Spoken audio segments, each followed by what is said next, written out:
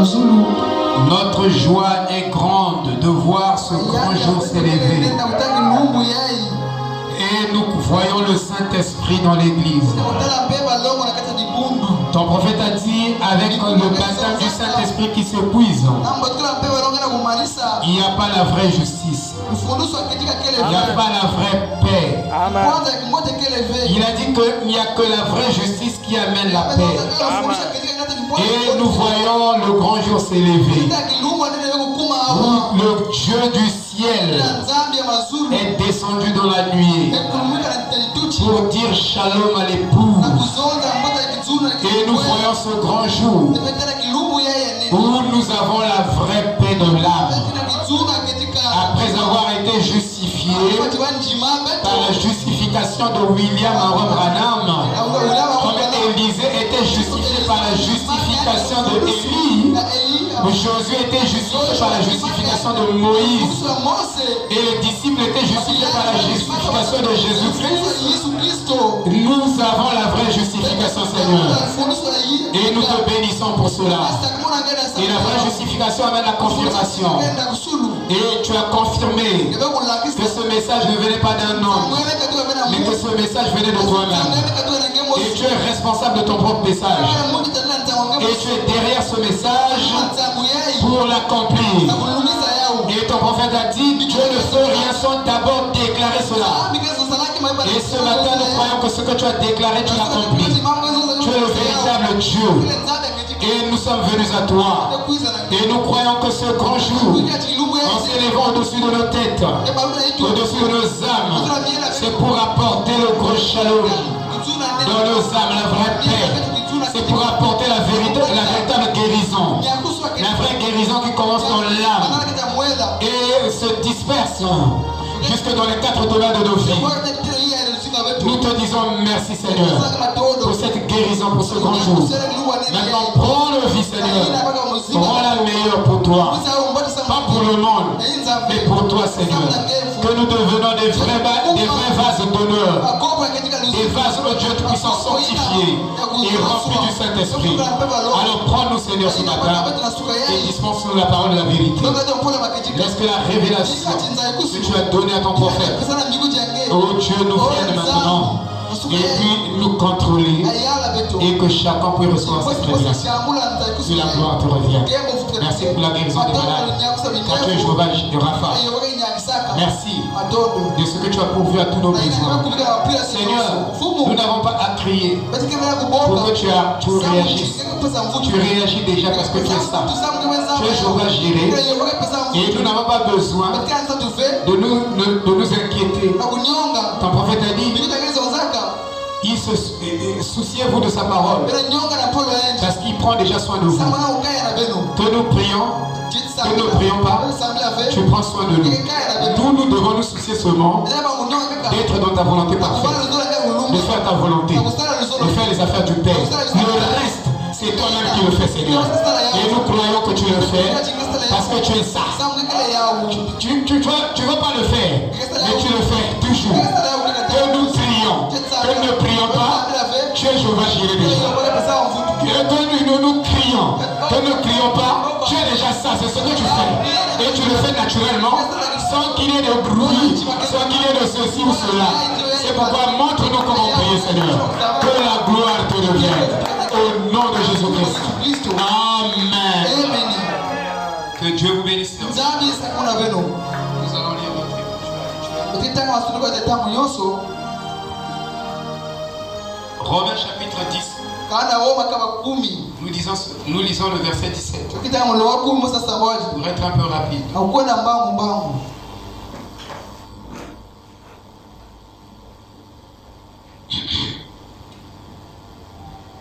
Est-ce que vous vous sentez bien, mes frères? Je me sens 1000 fois bien ce matin d'ailleurs. Alléluia. C'est ça.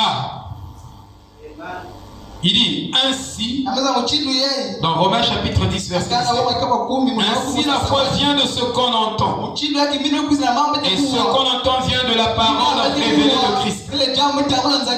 Shalom. Shalom.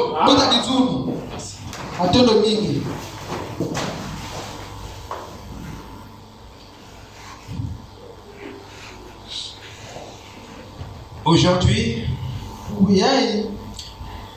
je voulais parler de la Noël, mais malheureusement, je n'ai pas trouvé les quelques informations que je voulais apporter. Et je n'aime pas parler en l'air. Alléluia. J'aime parler avec preuve. En tout cas, ça, il faut éviter de parler comme ça. Parce que même notre approche envers l'écriture doit être très stricte. On doit être sûr que ce que nous disons, c'est ça. Au lieu de parler comme ça sans preuve. C'est pourquoi j'ai mis ça. Je voulais expliquer ce que c'est la Noël. Et je vous dis déjà, Jésus n'est pas né en décembre. Jésus est né en avril. Et vous voyez que quand nous arrivons le 25 décembre, les collines de Galilée ou de Bethléem ou les villes là sont inondées. Ça c'est l'hiver. C'est l'hiver en Israël. Alors, Jésus n'est pas né le 25 décembre. C'est les catholiques qui ont institué cela comme une fête commerciale. Et dans cette fête, même les petits commerçants qui n'arrivent pas à maximiser leurs profits peuvent faire des profits de millions. Même celui qui vend seulement les cahiers. Vous comprenez? On va faire, moi je me rappelle le frère Marc avait l'habitude de faire le commerce dans cette période. Ils m'ont payé une grosse dîme. Hein. Je ne sais pas trop, mais français ou bien la dîme, ils ont vendu des cahiers. Et ils ont payé une très grosse dîme. Dans cette phase-là, si tu veux avoir des profits, fais le petit commerce. Même les jouets, tu auras beaucoup de bénéfices. Mais c'est une fête commerciale. C'est une fête catholique. Ils ont donné ça comme la naissance du Fils de Dieu. Mais c'est le 25 décembre que même les initiés de les occultismes, toutes les religions occultistes, ils célèbrent la naissance du Dieu Soleil. Et même dans la fraternité blanche universelle, nous on célébrait cela. On montait au-dessus des montagnes et on adorait le Dieu Soleil. C'est une divinité dans beaucoup de religions. Donc ce n'est pas la fête des enfants de Dieu. Ce n'est pas la fête des enfants de Dieu. Mais c'est la fête des commerçants. Que tu sois enfant de Dieu ou pas, c'est la fête des commerçants. Mais tu peux profiter. Amen. C'est pas un péché. Tu peux profiter de faire ta fête. Mais il ne faut pas dire au nom le Père Noël, c'est lui Jésus-Christ. C'est un dupage. Amen. Je voulais apporter cela. Je vous ai donné ça un peu seulement comme ça. C'est pas la fête des enfants. Et vous verrez que les nuits sont très longues. À compter du 19 décembre jusqu'au 27. Les nuits durent. Ça dure pour qu'on attrape le solstice. Amen. Ok, c'est ce que le prophète nous enseigne. Mais nous parlons de la foi et de la pensée. Et nous pouvons dire que chacun de nous a sa propre foi. Ne prends pas ta propre foi comme étant la foi de Dieu ou la foi parfaite. Non, frère. On doit avoir le vrai. Le mal, c'est que les gens marchent dans l'illusion, dans l'imagination. Quand tu n'as pas ça, tu n'as pas ça. Il ne faut pas inventer les choses. Dieu a donné à une vision à notre bien-aimé frère Guy. Pendant qu'il apportait la parole dans la scène, il voulait dessiner quelque chose. C'était quoi la tête de quoi? Il voulait dessiner le poisson dans sa prédication. Pendant qu'il voulait dessiner le poisson, alors quelqu'un derrière a dit: attends d'abord frère Guy, ne dessine pas le poisson. C'était le poisson, non? Que vous voulez dessiner. Ne dessine pas le poisson. Attends d'abord. Regarde l'ancien qui est à côté de toi. Il va te dire quelque chose. Et l'ancien là commence à instruire frère. Elle dit non, au lieu de dessiner le poisson, tu dois dessiner quoi? Tu dois dessiner une batterie. Dessine la batterie, commence par la batterie. Le poisson c'est après. Et prêche sur la batterie. Il lui dit prêche sur la batterie. Et il a dit pasteur, dans la semaine, j'ai insisté sur les pensées de la foi. Et j'étais en train d'exhorter sur les pensées de la foi. Et quand il m'appelle, il avait déjà prêché le mercredi. Et il devait prêcher le vendredi. Il dit j'insistais sur la foi passive, la foi insistante. Et effectivement, l'esprit est venu me confirmer ce qu'il était en train de prêcher. Que prêche sur la foi. Ça, c'est pas moi, c'est lui. Et c'est Dieu qui lui parle. Mais maintenant, nous sommes en train de parler de la foi. Et je crois que nous ne choisissons pas des thèmes au hasard. Nous sommes conduits par l'esprit à prendre des thèmes. Et je crois que dans cette église, nous avons un problème de foi. Il faut recharger votre batterie. Et parce que le poisson qu'il était en train de prêcher, je l'ai dit dans l'interprétation, nous sommes dans l'âge des poissons croisés, au-dessus de la pyramide. Donc il y a deux poissons, le mâle et la femelle, l'époux et l'épouse. Mais nous sommes au milieu, nous sommes au sommet de la pyramide. Nous sommes dans l'âge des poissons croisés. On peut vous prêcher le zodiaque, la première Bible de Dieu. Vous devez le connaître, vous ignorez tout. Frère Madame dit, avez déjà lu le zodiaque? Parce que je vais dire des choses. Si vous avez lu ça, vous allez reconnaître que ce que c'est bien écrit. Donc à un certain moment, il y a l'ignorance volontaire. Pour lui, c'est la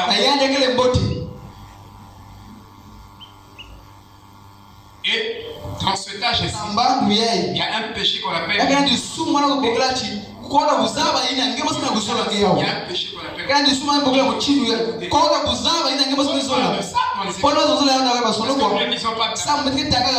Nous lisons la Bible comme un roman. Mais si nous lisons la Bible avec un esprit de prière, on va voir que Branham, ce qu'il a prêché, c'est ce que Paul a prêché. On peut confirmer même par des citations. Voilà ce que Paul a dit. Voilà ce que la Bible dit. Voilà ce que Branham dit. C'est la même chose. Vous comprenez, frère? Est-ce que vous comprenez? Parce qu'on est distrait. Donc, il y a notre propre foi. Et notre propre foi est appelée la foi humaine. Ça produit aussi des miracles. Oui. Même venir ici, quitter la maison, venir ici, c'est un miracle. C'est aussi une foi. Une sorte de foi. Mais ça là, ça ne vous emmène pas dans le level. Il faut les séparer. Il faut les placer. Tu peux citer la parole. Mais même le diable peut citer. Frère Madame dit, le diable connaît la Bible. Il dit, il peut même citer la Bible. Mais il ne sait pas placer chaque verset dans un contexte. Et Et la révélation vous donne la capacité de placer chaque verset de Bible dans son contexte. C'est ça la différence avec nous. Et prêcher en citant seulement les citations. Prenez les gens, des émotions, des soucis. Vous ne les placez pas, ça ne produira pas Christ dans votre vie. Jamais du tout. Une impossibilité. Mais Dieu pourra confirmer cela. Il confirme, mais la vie de cette parole ne sera jamais vide dans les gens qui croient. Donc il faut qu'il y ait une révélation. Oui. Donc dans votre propre foi, votre propre foi est composée de la foi humaine, de votre foi humaine, de votre foi intellectuelle, de votre foi psychique ou mentale, ou de votre foi émotionnelle. Mais il y a ce qu'on appelle la foi parfaite. Et cette foi parfaite n'a rien à voir avec vous. C'est la foi que Dieu vous donne. Et c'est la foi de son Fils Jésus. Il vous donne ça parce que n'oubliez pas, vous croyez ce Dieu-là. Vous voyez, vous croyez Dieu aveuglement, sans comprendre. Vous avez l'assurance, tout ce que Dieu fait. Et à cause de ça, cette croyance vous donne la foi de son Fils. Et cette foi qui vous donne, c'est un don de Dieu. Ça vous permet d'entrer dans les pensées de Dieu. Ça vous permet d'aller au-delà de vos propres pensées. Tant que vous n'avez pas ce don de la foi, vous ne pouvez pas croire au-delà de vos limites. Pour vous, tout ce qui est sous votre contrôle, c'est ça qui est vrai. C'est ça qui existe.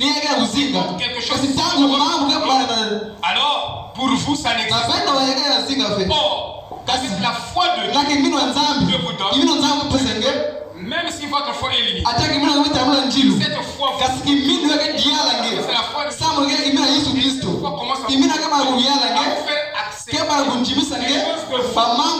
Vous ne pouvez pas accéder. Et c'est ça qu'on appelle c'est au-delà de la foi. Ça va dans les pensées éternelles de Dieu. Et nous avons besoin de cette foi pour être enlevés. Sinon, avec notre foi mentale, émotionnelle, ceci, cela, on n'ira pas loin avec Dieu. Vous devez vous recharger votre batterie. Amen. Est-ce que vous comprenez? La foi parfaite commence par la descente de la nuit. Il n'y a pas foi parfaite tant que la parole parfaite n'est pas prêchée. Et demi-portion de vérité. La plénitude de la vérité, quand c'est prêché, c'est littéralement l'époux sera restauré par des vérités mystères. Enseigné littéralement. Donc ces vérités sont mystères. Ces vérités, c'est des mystères qui a été caché avant la fondation du monde. Jean a voulu même écrire ça. Paul aussi a vu écrit Daniel, tout ce monde-là. Ézéchiel, Dieu a dit non, n'écris pas. Mais à la voix du septième ange, quand il sonnera de sa trompette, tout ce que vous n'avez pas écrit sera donné. Vous voyez, frère? Donc, la foi parfaite commence par la descente de la nuit. C'est la foi parfaite qui nous introduit dans une révélation parfaite dans le monde. Donc, tant qu'il n'y a pas la foi parfaite, nous n'avons pas la révélation parfaite dans le monde. Non. Donc nous n'avons pas le secret de l'enlèvement. Nous n'avons pas une demi-douzaine de l'enlèvement. La demi-douzaine de l'enlèvement, c'est l'apparition de Christ qui est la vie. Ça n'a rien à voir avec la seconde venue de Christ. Et si vous manquez une douzaine de marches de l'échelle, vous manquerez tout l'échelle entier. Je dis bien une demi-douzaine. C'est quand tu parcours un chemin. Le chemin là va de Brazza à Pointe-Noire. Mais je sais pas si le milieu de Brazza et Pointe-Noire, ça peut être quoi? Pour vous. Ça peut être Caï. Donc si je quitte ici, j'arrive jusqu'à Caï. J'ai déjà la moitié de Brazzaville. Donc j'ai parcouru la moitié de Brazzaville. Pour Dieu, pour nous donner l'enlèvement, il voulait d'abord nous donner demi-enlèvement. Demi-enlèvement. Si nous pouvons appeler ça la demi-moitié ou la demi... Je ne sais pas comment dire ça.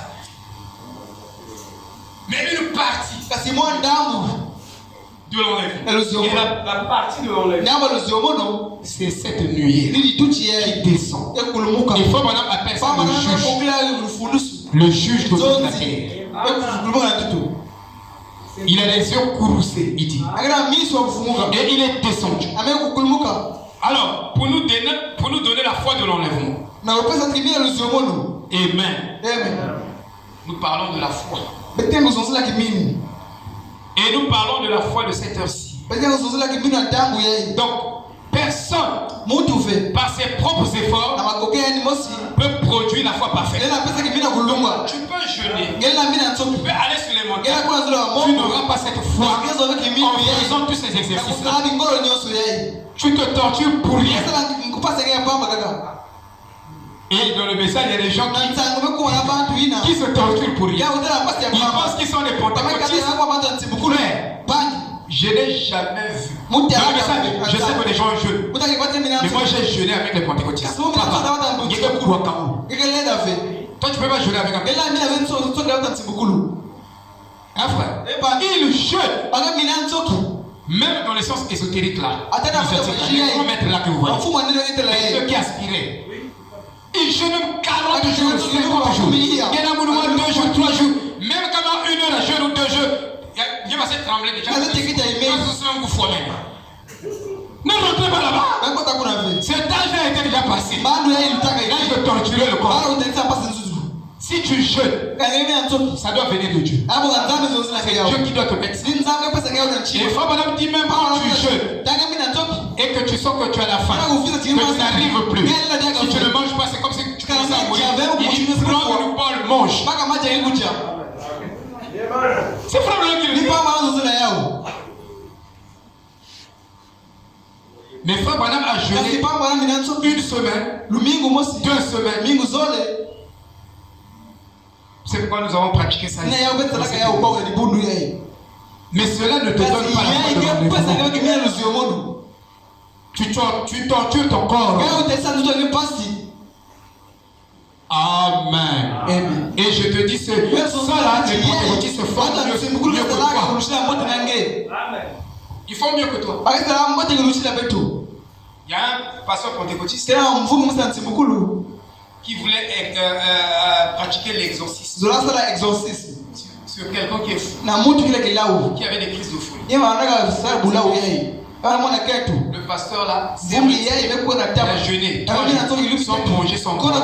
Et quand vous le faites, vous augmentez la puissance dans vos paroles. Ça même les yogis connaissent ça. Et même les catholiques, les catholiques connaissent ces vérités. Ils font l'exorcisme comme ça. Ils doivent s'élever spirituellement. Et quand le pasteur là,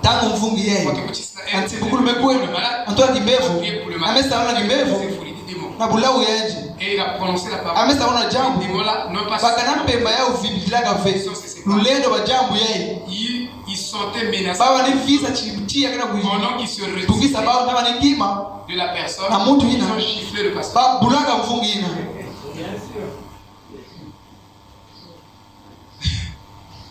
Cela montrait que le pasteur n'avait pas de foi. Parce que si vous avez la vraie foi, contrôle les démons. Parce que c'est la foi de Jésus. Et cette foi de Jésus, le démon est identifié en face de cette foi-là. Il a giflé le pasteur, ils sont partis. Ils se sont retirés de la personne. Mais entre temps, le pasteur dit moi gifle. Elle me goûtait moins d'un gifle avec démon. C'est pourquoi on vous amène dans la foi. Amen. Alléluia.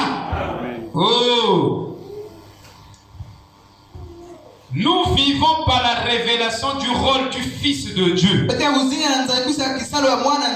rentré dans la vision de son rôle, qui a joué pleinement son rôle. Et il a joué à 100%. Tous ont failli. Que ce soit les prophètes, que ce soit les apôtres, ils ont accompli leur mission, oui, mais avec des hauts et des bas. Mais Jésus pleinement, sans faute. Comment on dit zéro faute? Amen. Amen. Il est l'agneau mourant et sanglanté. Et le but même de sa venue sur terre était de détruire les œuvres du diable. Il avait sémé dans le jardin d'Éden, dans notre ADN. C'est ça l'œuvre du diable. Dans notre ADN, c'est pour notre ADN est partie animale. Dans notre ADN, mais cette partie animale vient du diable, vient du serpent. Dans notre ADN, est partie végétale. Étudiez bien l'ADN. Pourcentage. C'est pourquoi, à un certain moment, quand tu es en colère, on est de pitbull.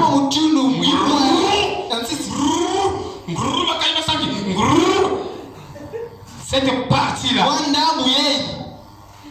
Alléluia. Mais quand tu es né de nouveau, cette partie meurt en toi. Même ton passé, quand tu as hérité les parents, oh, je suis né dans une famille où il y a des démons, où on a tout sacrifié. On a mis les enfants dans la marmite. J'aime des choses comme ça. Moi j'aime, comme ils disent que moi j'aime ça. Alléluia. J'aime écouter ça. Dans notre quartier, on nous dit que tous les enfants du quartier, quand ils font le bac, ils reprennent. Moi, je dis bon, je serai le premier à sortir de cette partie. On va faire l'examen. Moi, je ne veux pas reprendre la terminale. Je veux avoir le bac à la première année. J'ai eu le bac. Le frère Gerlin. Le frère Gerlin. Qui est aujourd'hui aux États-Unis. Il est venu me voir. Il a manqué 2 ou 3 fois. Pasteur, je n'ai pas obtenu le bac. Mon papa m'a dit, aussi frère, que tu n'as jamais bac. Regarde, j'aime ce défi-là. Moi, j'aime écouter ça. Quand on dit ça, il donne un défi. J'ai prié pour lui. J'ai dit, au nom de Jésus, comment je prêche. Cette année-ci, il aura le baccalauréat. Il a fait le bac, il a admis. Il est aux États-Unis. Bien vu. Bien vu. Moi, j'ai dit. Quand j'étais petit, moi je voulais voir mon tina comment Mbappé. Pour le coup de tête na photo que tengama. Moi je vais la France. Mais maintenant là, c'est plus dans le monde. Nous sommes dans le Seigneur. Nous ne combattons plus.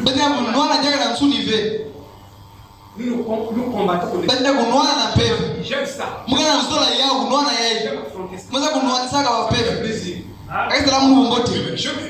Je suis content d'avoir. Quoi? Non, vous n'avez pas la foi. Alléluia. Amen. Si on dit que ici, personne ne peut réussir.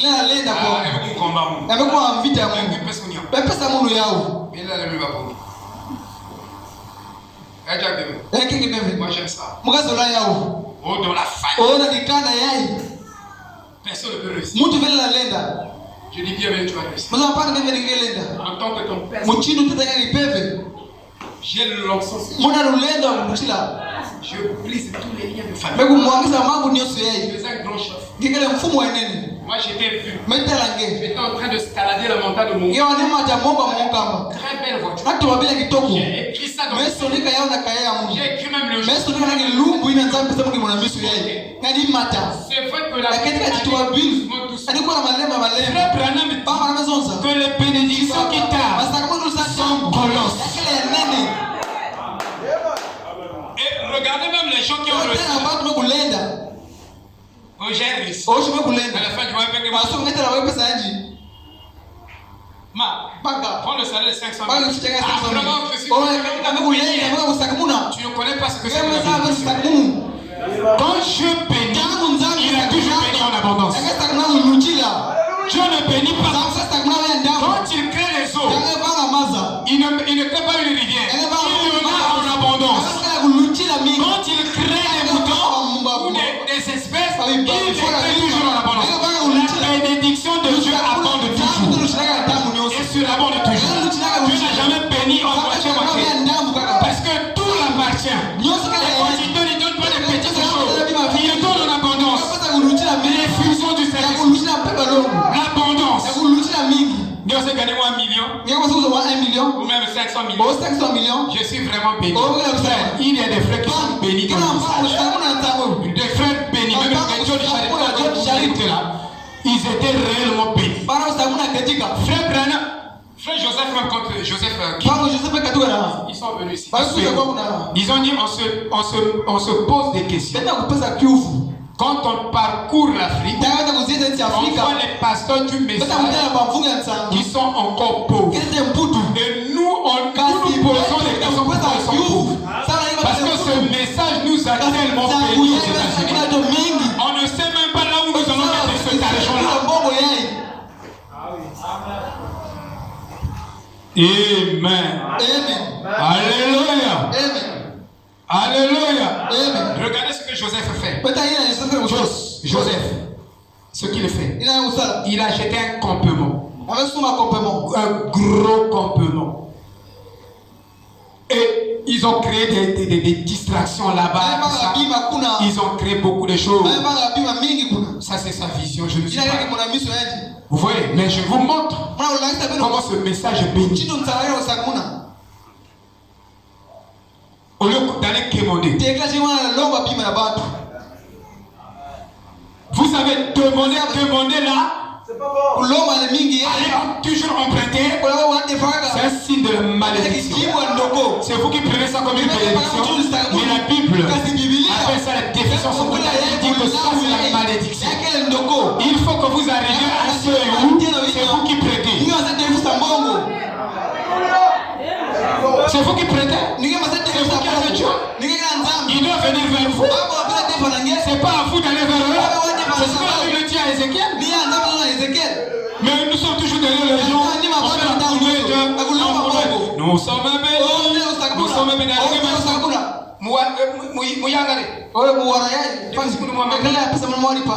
Non, allez dire à votre Dieu. C'est comme ça Joseph a dit. Voilà. Alléluia. C'est ça. Et les gens pensent qu'ils sont dans une de pauvreté. Donc, qui s'est donné comment. Alors, vraiment. Mais quand je vais beaucoup la personne. Alors, moi je t'envoie 2 millions. Alors. Moi 5 000.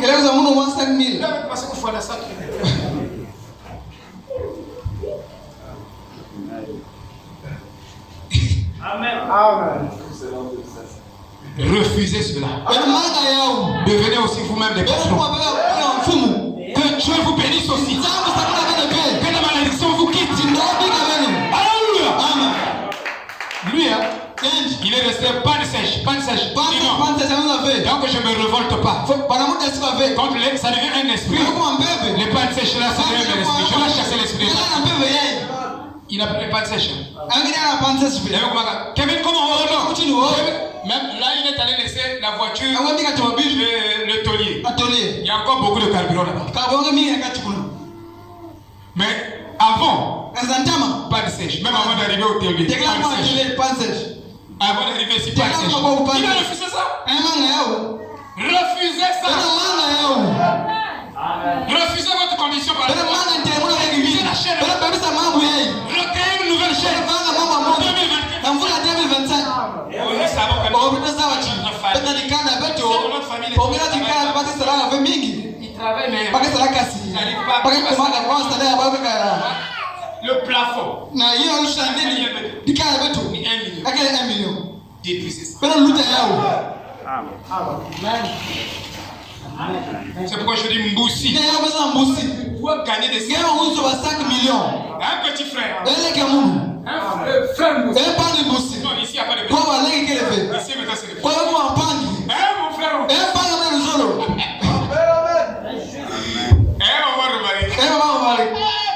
Maman il est venu marier. Papa là il mourit. Mais c'est la vérité. Dans notre famille, les hommes sont coriaces. Dès qu'il y a un peu de sang, si nous passons pour les gens, la fin du mois, il faut lui couper les pattes. Parce qu'il est allé trop loin. Trop loin, 1 million. Même 2 millions, c'est vrai. Parce que je n'arrive pas. 2 millions. Je n'arriverai pas à vous partager votre tout.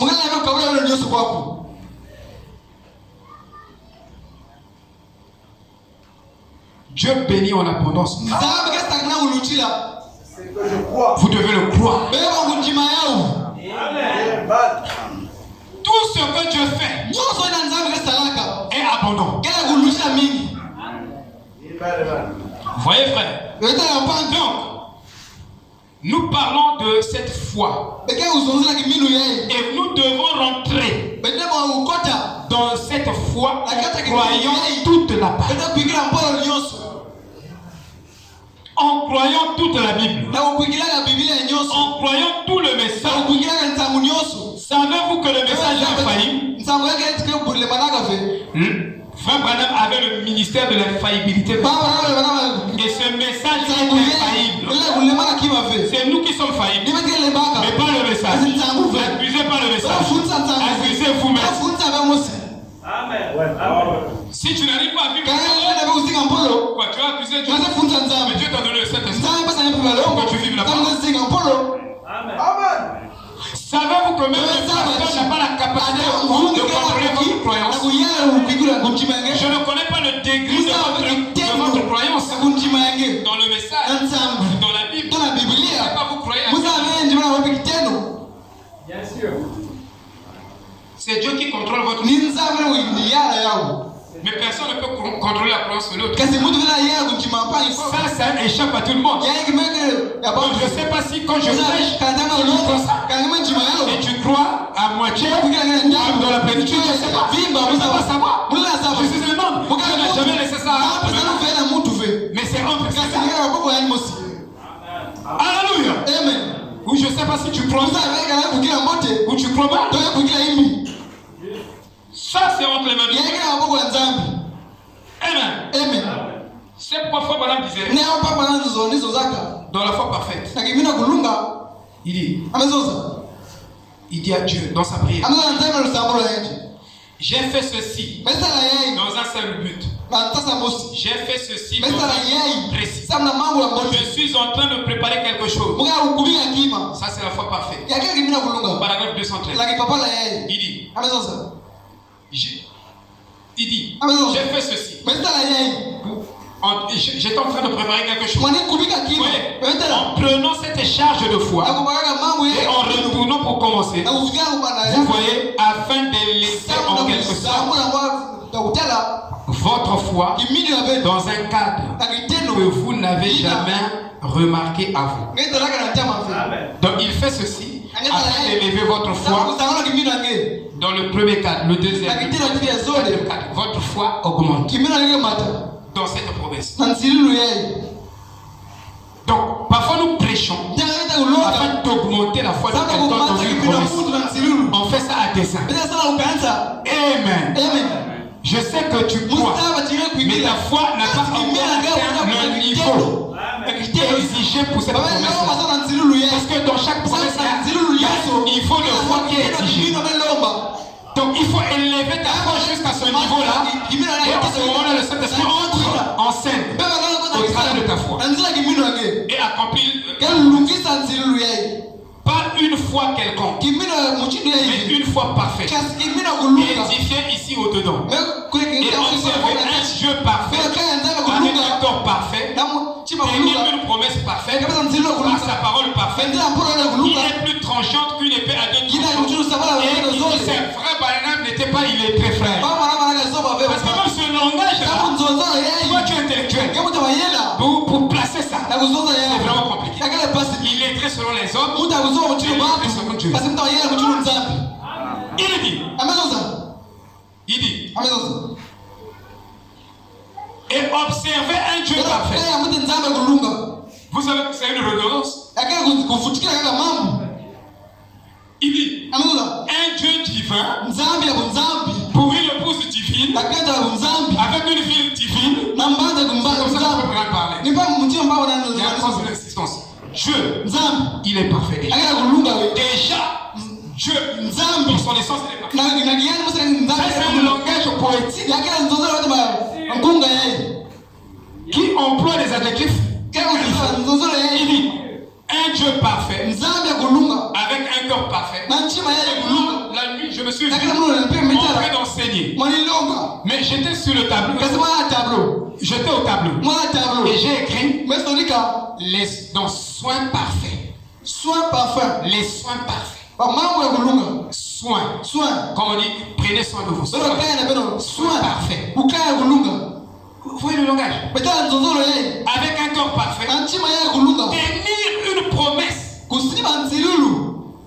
Et chaque promesse,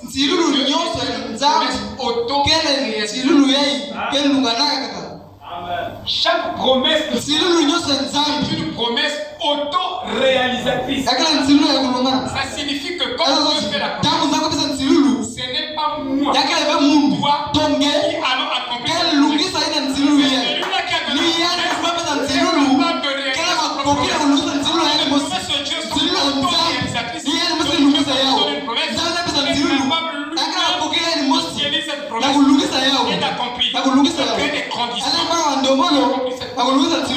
il peut créer le temps. Personne ne peut le faire. Auto-réalisatrice. Donc, par lui-même. Chaque promesse. Donc tu peux jeûner, forcer les choses, ça marche pas. Il faut aller vers ce Dieu. Alléluia. Que Dieu nous aide.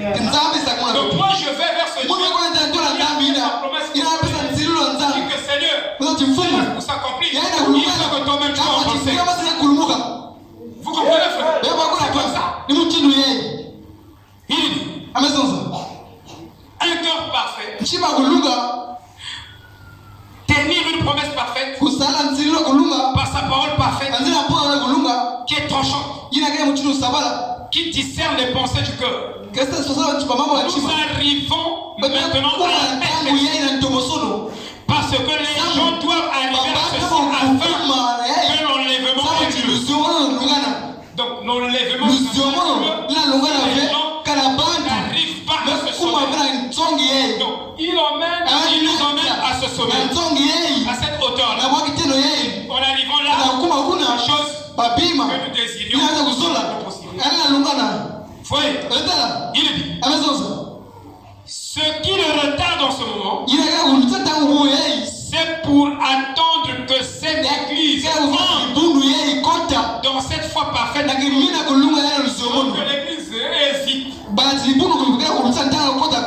Quand vous hésitez, alors il n'y a pas la foi. Quand je veux faire quelque chose et que j'hésite, je fais ou je ne fais pas. Alors, faites ce que la Bible dit. Tu es sur le point de faire quelque chose, mais tu n'es pas certain.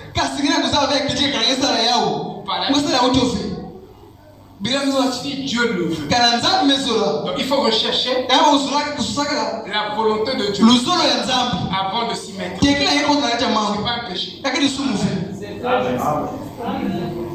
Tu es libre.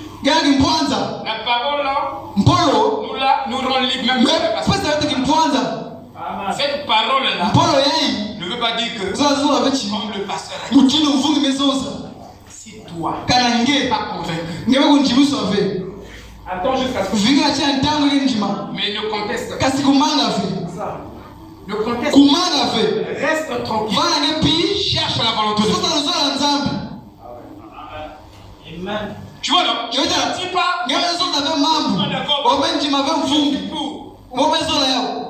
Tu peux avoir une position. Je suis fils de Dieu. Je dois parler au pasteur.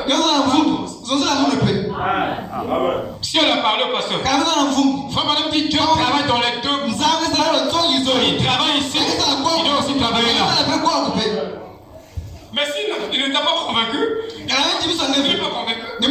Parce que tout ce qui n'est pas le conviction est péché. Tu vas faire ça comme ça pour je fais ça pour non, on plaît à Dieu. Oh, mais Dieu a parlé dans le pasteur. Tu dois être sûr. Même le pasteur a dominé votre parole que il dit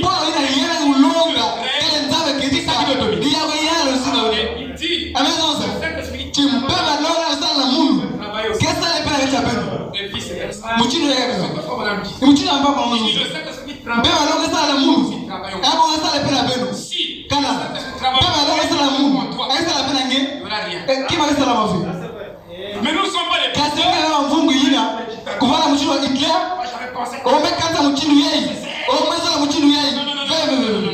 Ça, il ne fait pas ça dans le Christ. Regardez ça dans le Christ. Ici, nous sommes vers la nouvelle Jérusalem. Acclamons d'abord le Seigneur.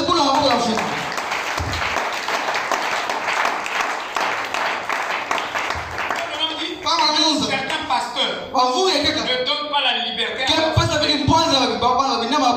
Vous signifiez, il dit, comme toi tu pries ici, le peuple aller. C'est comme ça. Comme toi, tu de l'ancien mais on est en train de présenter les fiançailles là-bas. Ma petite soeur est là. Frère, c'est pourquoi je vous dis. Vous avez un pasteur qui a la nouvelle esprit. Les frères qui n'étaient pas ici. Madame n'était pas ici.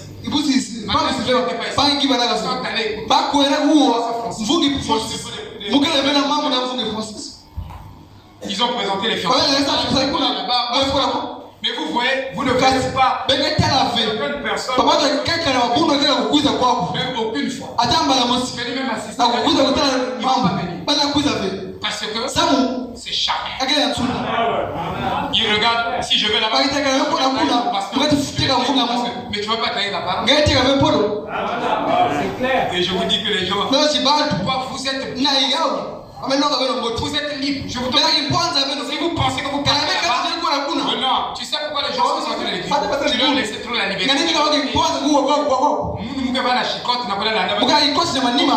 Toi, tu les allais plier. Toi, tu les allais plier. Ne ferais pas ça. Ils sont libres. Ils sont dans mon ministère. Ils vont rester là. Sinon, ils n'étaient pas destinés. Même s'ils ne faisaient pas tous les jours. Je suis pas dans les métiers. Je suis équilibré. Je vous dis même pour enseigner une pensée. Parce que je dois savoir les beaucoup du temps. Parce que je dois et le reprendre. Je suis de nature. C'est ça. Vous comprenez, frère? Ça fait partie de mon ministère. C'est une position de quelqu'un. Nous serons soit à gauche, trop. Regardez.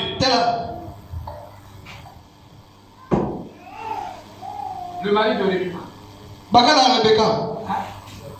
Non, de Rebecca Blana. George Smith, il dit que que beaucoup de gens ont montré. Comme vous ici. Il dit que il y a des gens qui étaient avec Frère Branham, mais ils se sont habitués à ça. Et ils étaient trop proches. Ils se sont trop ravis. Et ils ont vu le côté.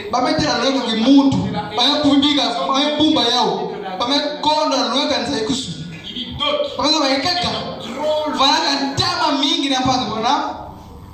Il dit les deux catégories de ces personnes ont moqué Dieu dans le personne. Trop proche, très proche, très loin, vous moquerez ce que Dieu a mis dans votre pasteur. C'est clair. Mais il faut trouver le juste milieu. Et ça là, il n'y a que le Saint-Esprit qui peut vous intimer ça. Et vous dicter ça. Je ne suis pas trop loin du pasteur. Je ne suis pas trop proche du pasteur. Parce que ça va tuer la révélation. Je suis comme un homme. Les femmes du pasteur, nombreuses les femmes des pasteurs, ont fait. Ils ont vu, au lieu de voir un homme de Dieu, ils ont vu seulement leur mari, ils peuvent blâmer à tout moment, s'amuser à tout moment, comme Méda l'a fait. Méda, c'était la femme du prophète. On va lui dire que c'est toi qui dois penser les filles. Tu dois les discipliner. Tu dois leur parler. Donc, il y a comme tu dois leur parler. Automatiquement, Méda, kyste dans le ventre, cancer. Heureusement, Frère Branham a intercédé pour elle. Elle devait passer par l'opération. Elle était même sur la table de l'opération. Mais avant que le médecin le touche, Frère Branham a dit enlève le kyste. Et Dieu enlevé. Trop proche. Ça tue la révélation.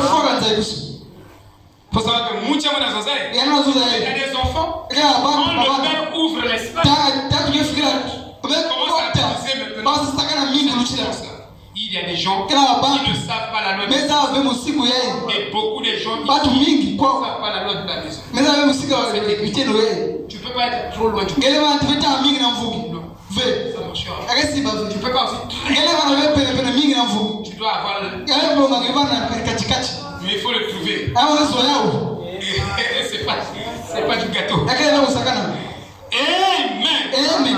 Donc la foi est un don de Dieu. Et cette foi-là, quand Dieu vous la donne, ça n'a rien à voir avec la douleur que vous ressentez. Cette foi ne regarde que la promesse. Cette foi ne regarde que ce que Dieu dit. Cette foi ne croit que Dieu ne croit que Dieu. Ne croit pas les médecins, ne croit pas les personnes. Crois seulement Dieu.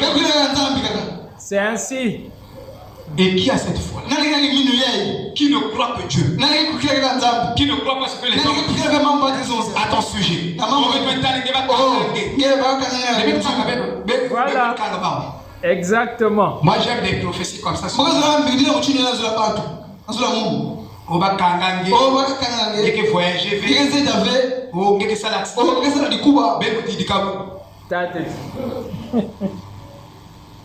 Ben ça c'est bon ben non, on a vu la maman.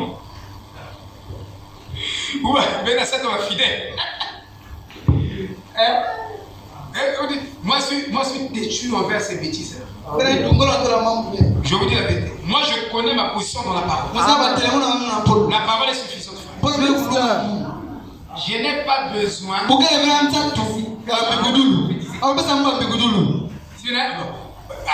Combien de la prophétie?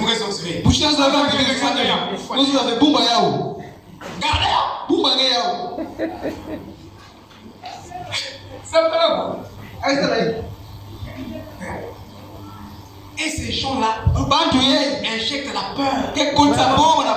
C'est très juste.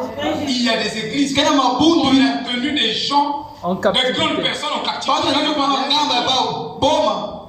C'est très juste. La prophétie de Dieu, quand ça vient s'escroquer, ça ne sera pas au droit de la terre. Et si c'est Dieu, confirme à la lettre. Personne ne l'empêche. Oui.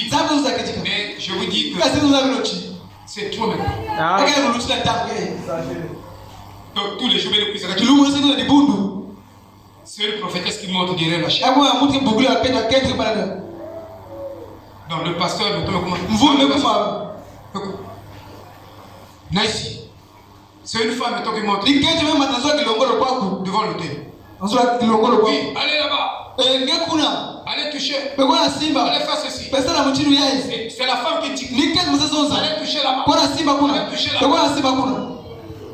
Moi j'aime Dieu. Parce qu'il nous a envoyé Malachie. Frère,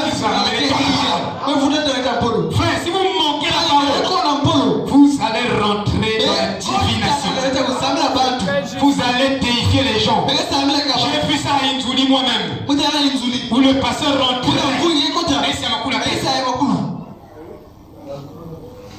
Nous avons des hommes. Ça, c'est la Jérusalem. Mais ça ne passera pas ici. Vous pouvez la mettre sur un mais non, ils ont foutu mon neveu. Jamais.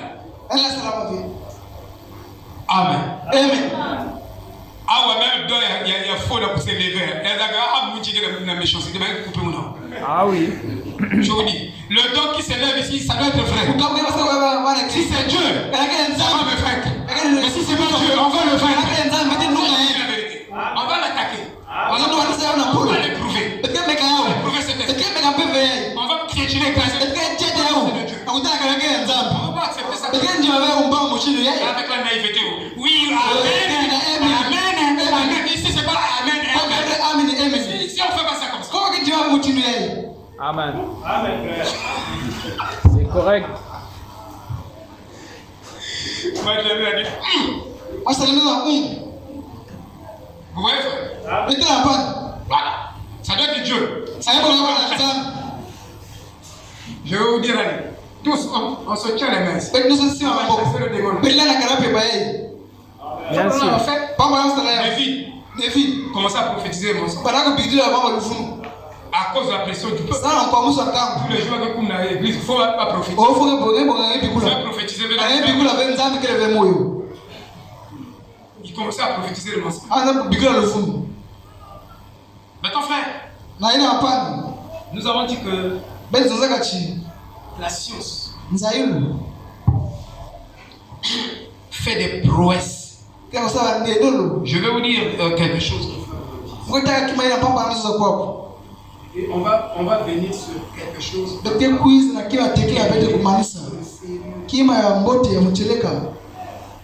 Très sérieux, frère. Que nous devons beaucoup prêter attention. Amen. Ils disent l'efficacité de la science réside dans sa capacité à maîtriser les mesures. C'est Et très un juste. vrai ministère a la capacité de diviser la parole de Dieu. Si vous n'avez pas ce ministère de diviser chaque chose sur précision, je dis bien absolue. Amen. Alors les gens ne vont pas rentrer dans la foi parfaite. Parce qu'à la foi parfaite, il y a d'abord une parole parfaite qui est divisée avec précision dans un contexte pur dans la révélation. Sinon, les gens n'auront pas cette foi parfaite selon les noms. C'est très juste. Et notre capacité à diviser la parole de vérité doit grandir. Amen. Comme la capacité de la science grandit sur les mesures, pour nous aussi, la capacité de comprendre les pensées de Dieu doit grandir en nous. C'est très juste. Combien de pensées de Dieu que tu maîtrises depuis que tu as cru? Même pas 10 pensées. Il dit, en parlant de notre capacité à mesurer, ou de la science à mesurer, la science peut mesurer quelque chose d'infiniment. Et la science peut donner une mesure. Infiniment. La science a commencé par les éprouvettes. Et la science est plus. Exactement. Les éprouvettes, c'est vaste. Apprendre les C'est les plus. Cassez-moi plus. Et ils peuvent condenser des milliards d'informations sur un petit truc. Et ils gardent ces informations longtemps, siècle après siècle. Mais l'homme de Dieu n'arrive pas à bien diviser la parole. Et c'est ce que Caïn a fait. Et c'est ce que le communisme font. Le communisme fait. Et c'est ce que les faux prophètes, les faux interprètes de la parole font. Ils n'ont pas la capacité de diviser la parole de Dieu avec précision. Quand tu prêches, ça ne doit pas être à peu près. Ça doit être ça. Parce que l'évangile n'est pas oui et non. C'est oui et amen. Donc, tu dois être sûr que ce que je dis, c'est la vérité. Et je vous dis pas ça. Même le mot mensonge. Mon frère Branham l'utilise et l'explique. Il n'explique pas le mot de mensonge. Les dictionnaires définissent ça. Sa définition va au-delà du visible. Et sa définition du mensonge touche le visible. Et je vous dis la vérité. Quand frère Branham définit ce que c'est le péché, sa définition du péché va très loin. Parce que quand frère Branham appelle péché, frère Branham dit fumer ce n'est pas un péché. Commettre la fornication ce n'est pas un péché. Il dit le péché c'est l'incrédulité à la parole. Voilà la définition que frère Branham fait. Donc au départ tu ne crois pas. Au départ tu as des mauvaises pensées. C'est pourquoi les actes mauvais sont des pensées mauvaises. Et l'homme est ce que sont les personnes de son cœur. Amen. Vous voyez? Et si vous, quand vous lisez la Bible, amenez votre Bible toutes les fois, vous allez rater la pensée. Donc, vous regardez la pensée, vous devez l'amener. C'est très juste. Il y a des parties, oui, qui peuvent tenir, il y a d'autres parties qui ne tiendront pas, qui ira plus loin. Amen. Bien sûr. Vous comprenez, frère? Donc, la capacité de la science, c'est la maîtrise des mesures. Regardez d'année en année, la science évolue. Des découvertes, des technologies. Et ils peuvent créer un homme. C'est-à-dire qu'ils créent un nouveau robot. Le robot là, c'est le travail de 5 personnes. Exactement. Donc le robot va faire le travail de 5 personnes. Ça, on appelle ça le chômage technologique. Donc les gens sont au chômage. On a retiré un employé et on a mis le robot à sa place. Ou 5 employés, 10 employés, et le robot fait le travail à leur place. Voilà les progrès de la science. Et ils maximisent leur profit. Bien sûr. Mais entre-temps, les gens entrent dans le chômage, la crise, la paupérisation, l'inflation des prix, la pauvreté, la maladie et la mort. Vous comprenez? Mais Dieu, bien que le capital est un facteur de production, tout comme le travail, le facteur travail et le facteur capital mélangés avec les matières premières, 3 facteurs de production. Au départ, quand les économistes et ils ont inséré les matières premières pour le capital de production, donc les machines. C'est ça. Vous voyez? Donc, ils ont à l'avenir. Donc, au départ, c'est un facteur de production qui produit. Mais ils sont en train de limiter. Ils introduisent maintenant l'homme. C'est pas ce qu'on de la machine. Donc, la machine fait ce que l'homme devait faire. Et je vous dis que ça ne marchera pas. Bien sûr. L'homme a sa place. Dans la production. Nous sommes en train de créer une autre planète. Avec une réalité qui ne devait pas être là par la science. C'est tout de Babel. On aura toujours besoin de l'homme. C'est comme moi je dis. Vous dites, quand j'irai faire le concours, ils ont déjà des quotas. Moi je dis c'est faux. Moi, je ne raisonne pas comme ça. Même s'ils ont des quotas. Mais, vous savez, la vérité reste avec vous. Si on nous donne les sujets, moi, je travaille au-delà de d'un élève moyen. Je vais dans la zone du génie. Je travaille. Frère, même s'ils avaient 10 quotas, mais ils vont laisser même un ou deux. Ils sont propres, méritoires. C'est pourquoi je ne travaille pas. Moi je dis même avec mes enfants, les marions, tout ça. Quand ils sont en dessous de 10, moi, vous ne préparez pas l'examen. Jusqu'à présent, je suis parce que vous le savez. Vous devez travailler sur 15. La limite c'est maintenant là. Avant c'était 10. Je travaille sur 15. Matière, je dois avoir 15. Si vous, votre nom est tellement bas, c'est pourquoi vous vous menez à travailler à une certaine mesure. Mais la mesure là ne va pas vous épargner si vous choisissez les meilleurs. Donc quand ils ont 5, 6, je vous dis que je fais un procès de blâmage toute la journée. 10 pour 10 fausses. Ça je vous dis la vérité. Je dis non, je ne travaille plus. À l'université, je travaille sur plus de 10, au-delà de 15.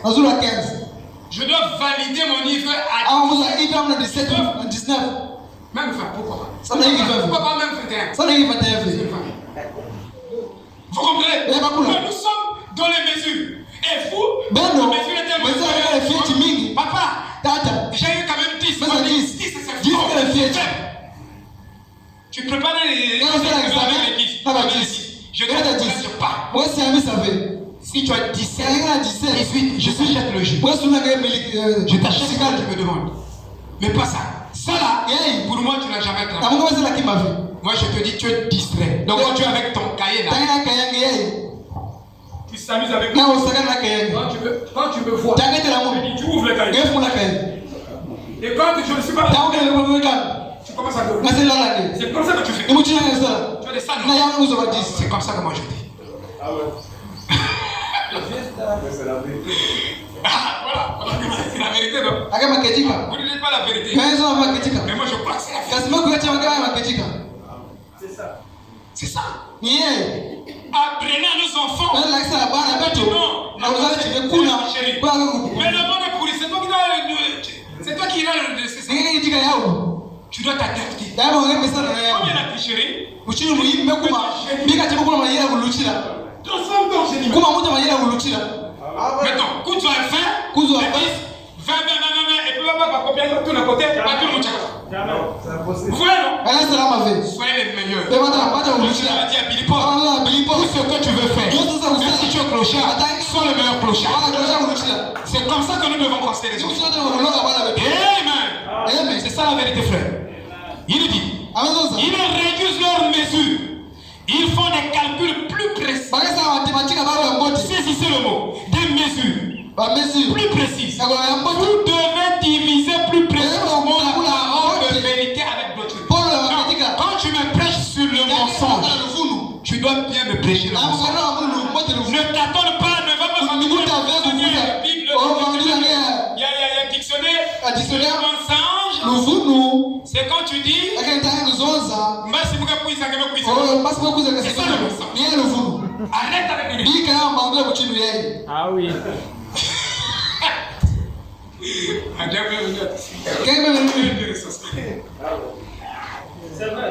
Vous qui apportez la parole, prêchez, même votre approche, ça doit être ça. C'est des inventions, détruisez le peuple. Et Dieu vous demandera la réponse. Ça, je vous dis la vérité. Bien sûr. Si tu n'es pas encore bien, tu n'as pas bien mangé, tu n'as pas bien étudié cette chose. Ne viens pas prêcher les affaires. C'est ce que seulement je connais. Comprenez-moi comme ça. Où tu comprends. C'est très juste. C'est correct. Mais la science a des précisions. Bon, écoutez. Je vais dire quelque chose. Même frère Branham, il venait dire quelque chose. Quand il voyait que c'était pas ça, il venait rectifier ça. Amen. Ah oui, je vous dis. Il venait rectifier. Parce que c'est grave. La responsabilité est.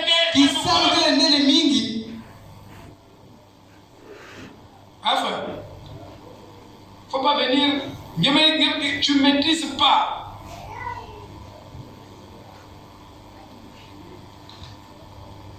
Prêche ce que tu as la maîtrise. Amen. Amen.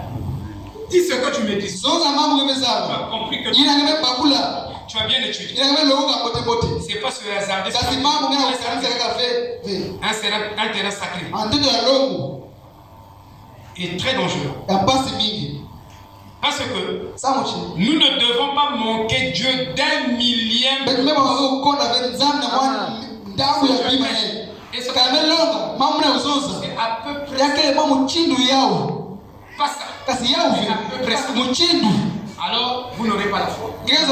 Vous n'aurez pas la vraie foi. La mécanique doit être vraie. Pour que le Saint-Esprit vive. Et pour Dieu, ce qui est vrai à 100%. Ça ne peut pas être vrai à 99%. Si c'est vrai à 99%, il y a 1% qui ment, 5% c'est pas vrai. Et le plus grand mensonge, il n'a pas défini le mensonge sans expliquer la vérité. Voilà. Impossible. Parce que, ça me dit, le plus grand mensonge que le diable a donné à Ève contenait 99% de vérité. Définit ça comme ça. Allez voir dans le dictionnaire. Vous n'avez pas cette définition. Dans un mensonge, frère Branham, le mensonge c'est la vérité perverse. Dans un mensonge, il y a 99% de vérité. Et les plus gros menteurs sur la terre, ce sont des gens qui ont reçu le message de frère Branham. Et vous trouverez les plus gros menteurs dans le message. Vous ne les trouverez jamais dans les catholiques. Parce que les catholiques n'ont pas 80% de vérité. Même pas 50% sont la vérité. Ils ne sont même pas dans la course. Amen. Amen. Dans les plus grands des menteurs sur cette terre-là, c'est les gens du message. Les gens qui prétendent croire. Eux-là, ils sont des menteurs. Ils vont vous apporter 80% de vérité, mais il y a 1% qui n'est pas la vérité. C'est ça le poison. Il va tout détruire. Qui peut dire Amen? Et c'est ce que Caïn a fait. Et je voulais vous enseigner sur ça. Il y a 3 choses que vous ne devez pas faire. Et Caïn l'a fait. 3 choses. Vous ne devez pas mal interpréter la parole de Dieu. Frère dit, évitez de faire parce que vous manquerez la vraie mesure de parole. Amen. Il a enseigné, mais qui prêche ça. Ne ressemblez pas à Caïn. Caïn a fait quoi? Il a donné, il y avait des offrandes. Offrandes des prémices, offrandes de la moisson, offrandes d'expiation. Mais Abel par révélation su que si papa et maman Ève sont sortis de la présence de Dieu, c'est à cause du sang. Ils ont mélangé le sang humain avec le sang du serpent, de l'animal. Alors donc, pour repartir dans la présence de Dieu, il faut d'abord l'expiation. Il faut tuer un agneau comme l'image l'archétype de Christ. Et pour repartir dans la présence de Dieu, et une fois dans la présence de Dieu, vous pouvez donner les autres offrandes. C'est très juste. Mais tant que vous n'êtes pas dans la présence de Dieu, vous faites les autres offrandes, ça ne fonctionnera pas. Ça sera en vain. Amen. Et c'est ce que Caïn, il a mal divisé la parole de la saison. Il ne sait pas que cette écriture ne s'accomplit pas dans toutes les saisons. Tu sais, tu peux savoir que ça c'est la parole de saison, mais tu ne sais pas identifier la saison. Il y a beaucoup de choses. C'est très juste. Je vais m'arrêter par là. Mais certains le dimanche qui vient, préparer uniquement la division de la parole. Et j'ai fait une étude. Actuellement, j'ai 61 écritures que j'ai essayé de diviser en plaçant cela dans les contextes. J'ai ça avec moi. Et ça m'a pris des années. Et je vois que c'est très bénéfique de diviser la parole. Quand vous voyez quelqu'un comme ça, vous dites,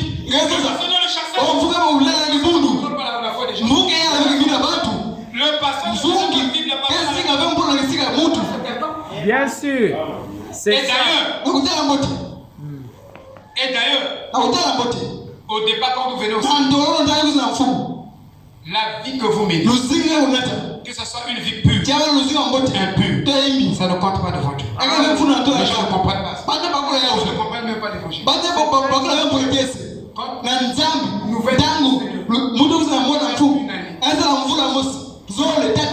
Dieu ne place pas cette personne. Parce que la personne ne vit pas la parole. Dieu a un temps pour tout. Et il doit croire ce qu'il est. Et à un temps, il doit s'identifier à ce Dieu. Et quand il s'identifie, alors, quand il identifie ça, Dieu descend, vivifie cela maintenant en lui. Et quand il vivifie, il la parole. Mais c'est pas au départ. Quelqu'un est venu. C'est trop clair. Vous avez la parole.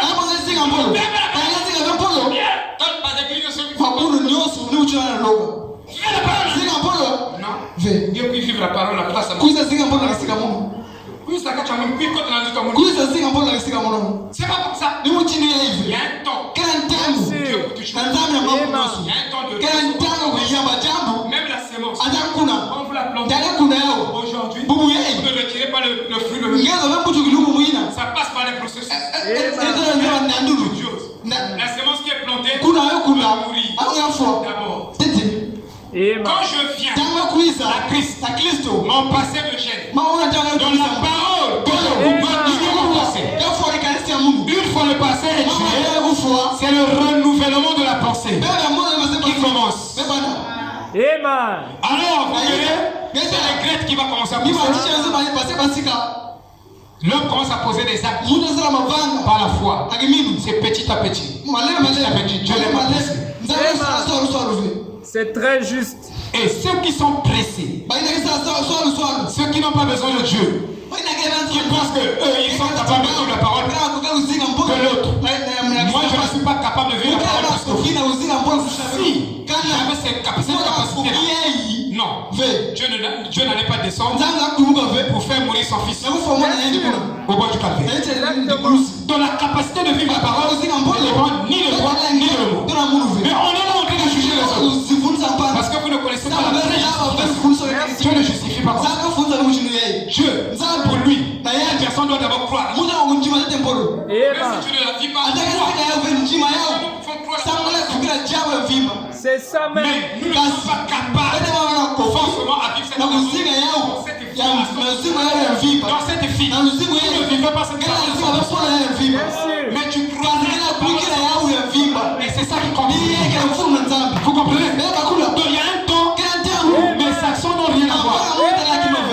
Alléluia. Mais ma foi, ma croyance en ce Dieu-là doit être à 100%. Donc je crois d'abord la parole. Je crois Dieu. Je crois Dieu. Je crois Dieu. Je m'identifie. Amen. Parce que si je crois à 100%, le Saint-Esprit est obligé de m'identifier à ce que je crois et à confirmer ce que je crois. Donc moi mon problème, c'est de croire. Si c'est la parole, je ne discute pas. Tu as raison. Moi j'ai tort.